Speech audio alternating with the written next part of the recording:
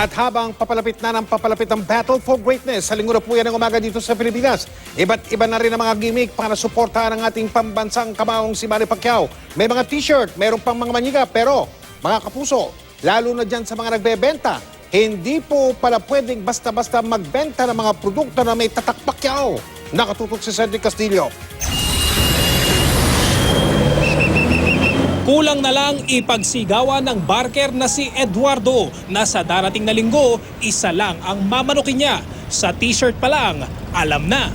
Anong ibig sabihin pagka nagsusuot ka ng Manny Pacquiao na t-shirt? Parang yung lagi mo siyang kasama sa araw-araw. Pag suot ko siya. Kasi hindi ka rin makalapit sa'yo pag pupunta rin dito. Parang nakita mo na rin siya.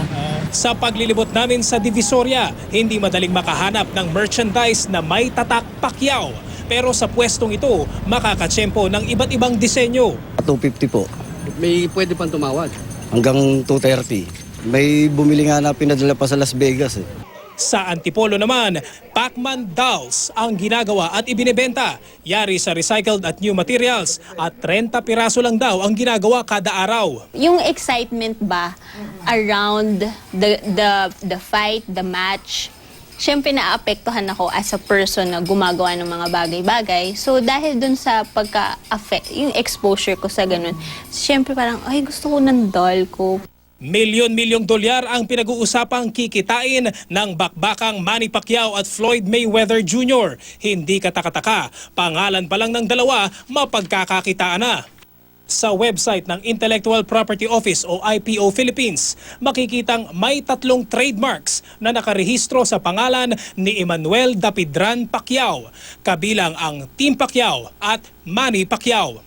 Saklaw ng trademark na Manny Pacquiao ang iba't ibang product classifications mula sa sabon, pabango at toiletries hanggang sa alahas, damit, electronics at iba pa. Ibig sabihin, hindi maaaring maglabas ng ganitong mga produktong may ganitong tatak nang walang pahintulot ni Pacquiao. Hindi naman kailangan na identical as long as madideceive o kaya makukonfuse ang public, pwede siya mag-file ng kaso. May option ka na pumunta sa court, papile mo civil at saka criminal case. Pwede rin namang administrative, dito yun sa IPO.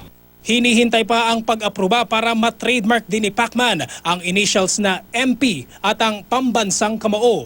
Ayon sa legal team ng 8th Division Champion, marami ng mass producers na gumagamit ng pangalan ni Pacman na napadalhan na ng sulat at warning. Cedric Castillo, Nakatutok, 24 Oras.